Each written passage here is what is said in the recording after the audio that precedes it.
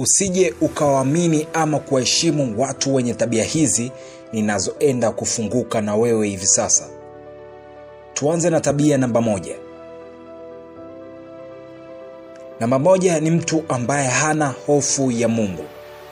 Mtu ambaye hana hofu ya Mungu mara nyingi huwa si rafiki. Ni rahisi kwake kufanya jambo la hatari. Usimwamini mtu huyo anapokupa ushauri ama kukusaidia. Namba 2 ni wabishi au wapinzani. Watu wabishi wanajua kukupotezea muda na huwa wanapinga kila kitu chako ama mada zako. Usiwaamini sana unapoongea nao. Mambo yako binafsi usiwashirikishe. Namba 3, rafiki wa kila mtu. Wengi wanakuwa na ajenda zao za siri kwa kutafuta attention za watu na kuonekana wema machoni, lakini nje ya macho kuna jambo. Usiwaende ovyo. Unaweza usiamini macho yako. Namba 4, anayekupeleka kwenye starehe ama kukushawishi sana. Wengi wanakuwa ni marafiki na hawa ndio marafiki ambao hawatokuja kukusaidia ukipata tatizo.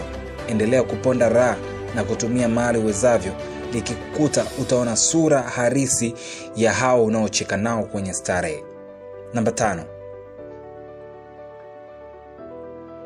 anayekubaliana na wewe kwa kila jambo. Wale wa ndio mzee ni wabaya mno.